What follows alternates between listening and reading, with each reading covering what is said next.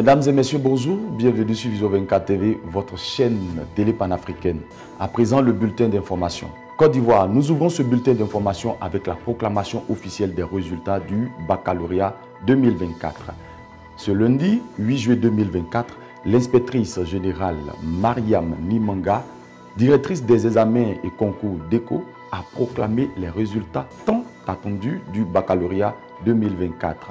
En effet, ils étaient 343 162 candidats à être soumis aux épreuves du baccalauréat 2024 et 117 266 élèves ont été admis après proclamation officielle des résultats, soit un taux de réussite de 34,17% contrairement à celui de 2023 qui était de 32,9%.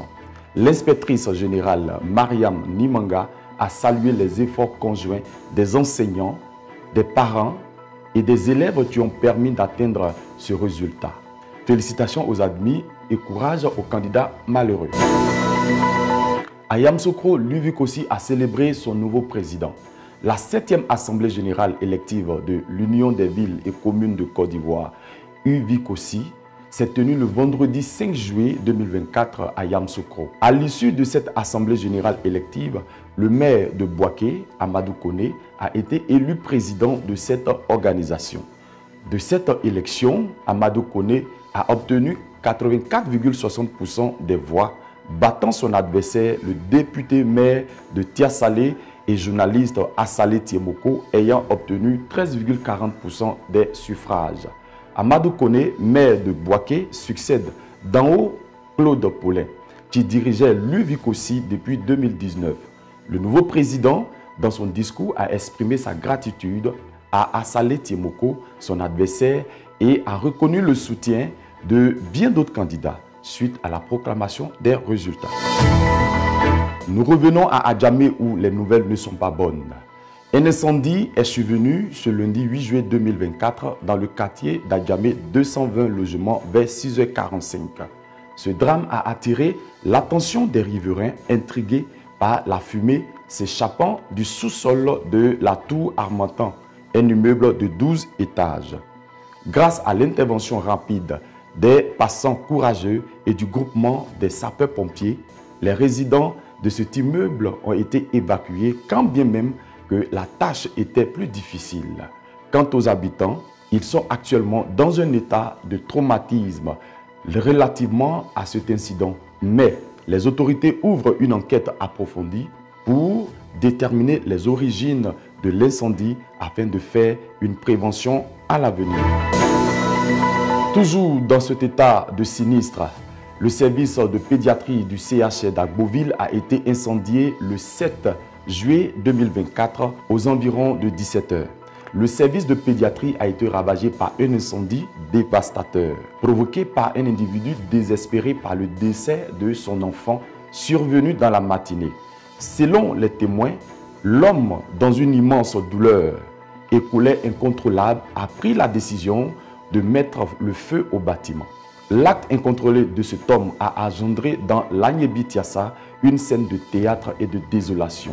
Les flammes ont rapidement englouti le service de pédiatrie, causant ainsi d'importants dégâts matériels. L'intervention efficace des sapeurs-pompiers d'Agboville a permis de maîtriser l'incendie. La gendarmerie alertée est intervenue pour arrêter cet acte de vandalisme. Du côté des greffiers de Côte d'Ivoire, il y a une sonnette d'alarme.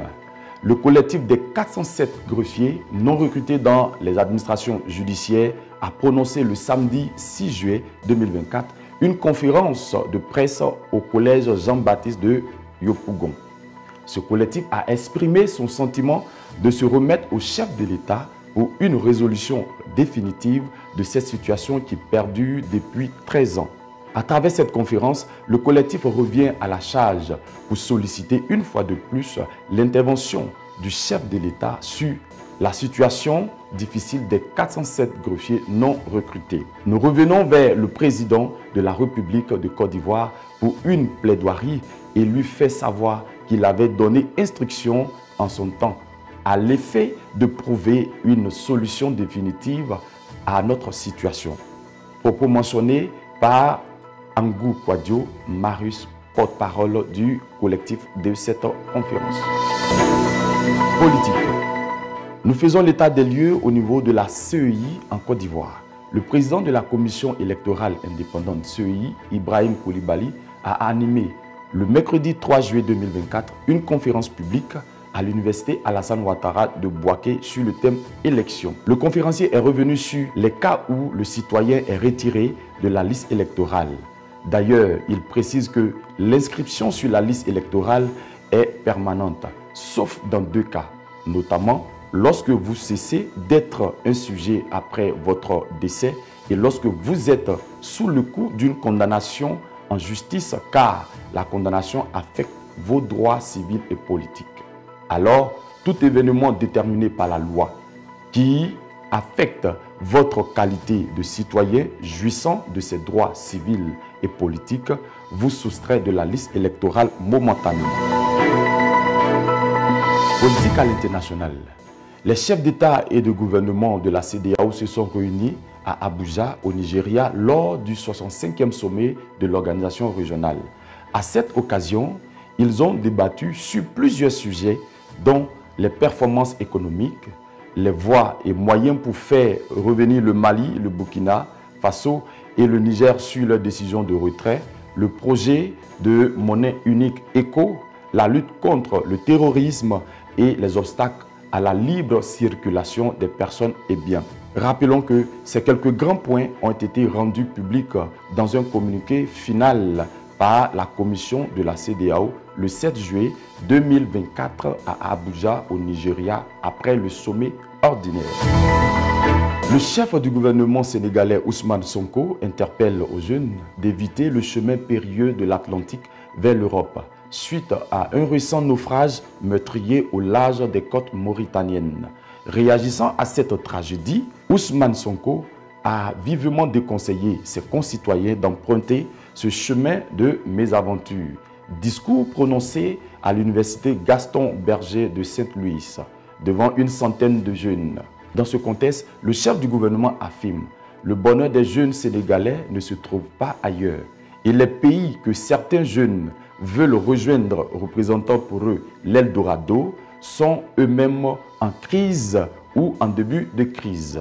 Mais le seul continent qui a encore une marge de progression et de croissance importante, c'est l'Afrique. » Actualité sportive, les Bleus. Le sélectionneur tricolore Thierry a officialisé ce lundi 8 juillet 2024 la liste des 18 joueurs qui défendront les couleurs de l'équipe de France lors du tournoi olympique des Jeux de Paris 2024.